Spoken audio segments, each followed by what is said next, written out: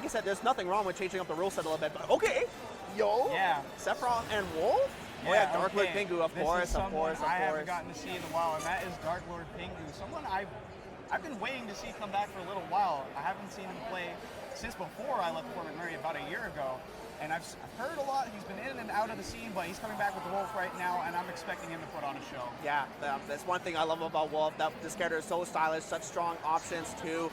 Sephiroth, very light character. Have to be careful with Wolf. Wolf has a lot of hard-hitting moves, like I just said. Yeah. You don't want to be caught by that, but good range with that. Yeah, exactly as we were talking about earlier. One of the longest ranges in the game. I mean, look how ridiculous that sword can be. Yeah, unfortunate SD right there, and I saw sort of that, the DarkLordPingu if you want. Yeah, we take those. We take those. You know, it happens. Like I said, we're in a big tournament here, big stage in the background. Speaking of taking those, it feels like Pingu is just taking Sephiroth to the bank and cashing out right now. Not even a single touch on him yet. Finally gets a little trade out, but yeah, feels just like Azem's a little ruffled right now. Definitely. Hey, tournament nerves are a thing. I've been there many times. Every time I go in a tournament, I still feel nervous, and there's still a lot of new people who play this game, still feel nervous. It is what it is, but you know, sometimes you just got to get that funkiness out of the way, and then hopefully game 2 will be a little bit different. Exactly. That's what we were just talking about. Game 1 is always just your down low, right? You got to get a read on your opponent. And you can see how much Pingu really just wants to play up in the face of the Sephiroth and just goes uncontested. Like you said, extremely hard hitting moves. Plus, you have that projectile that keeps some spacing on you, too. That's right, yeah. Wolf has definitely a lot of options. He can definitely keep his space with neutral B as well, as long as Sephiroth doesn't take advantage of his counter, because he does have a counter as well. But, you know, I mean, like, very good punish right there. Yeah. Sephiroth, I feel like a lot of his moves, you have to charge him to an extent, and if you keep your distance, you should be able to punish it, kind of as we saw that game right there. Yeah, and that's what I'm kind of expecting to see out of that game too. I'm expecting to just see a lot more control in that aspect. You get so much range for throwing out like forward air and just forward tilts, and those are the ranges where like Wolf kind of struggles at. The most you have is that laser beam projectile to stuff out a little bit, but if you can't get in as Wolf, what are you going to do? Yeah. There's only so much you can do with spamming back air and creating pressure with that. Exactly. When you got Sephiroth, he's just gonna poke you like a nice shish kebab and be like, you're part of the meal now, you know? We'll have to see. Super fast start off DarkLordPingu, just going off. Oh yeah, it feels like we haven't stopped that at game 1, right? I saw the down air. Come on. I think we both saw the down air, but you know, I have to play it a little bit safe sometimes. You know, yeah, it's all right. Oh yeah, of course, and like.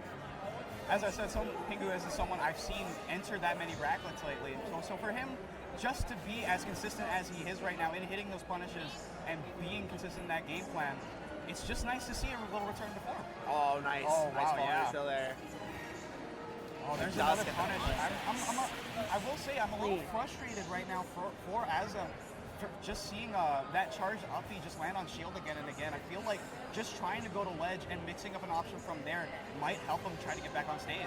Yeah, definitely, like I was saying earlier, you could definitely keep your shield out for some moves for Sephiroth. Have to be careful with the Octo Slash, of course, because it does do a lot of shield pressure. Could cause your shield to break if your shield is a lot lower in sort of health as well. Ooh. Nice reflector. Damn, killed as well. Oh.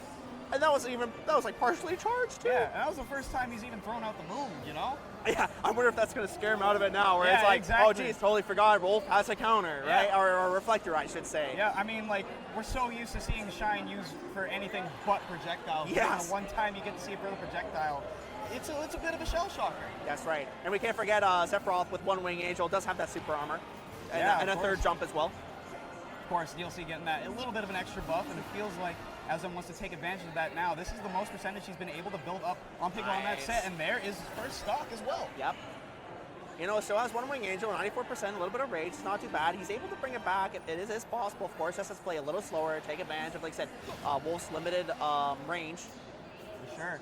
There you go. Look at the drag him down. Oh, okay, and just like that, it's a one-stock game here. Oh my god. Ooh, a little dangerous on that DI, but landing with the dare is able to work out for almost. Getting picked off to the side, just heavy enough to make it back. Yeah. Just doesn't quite get the angle. Yeah, it would have been tough without One Wing Angel. Unfortunately, it does run out. One of those comeback features that is a little weird of how it works, but fantastic set for DarkLordPingu. Just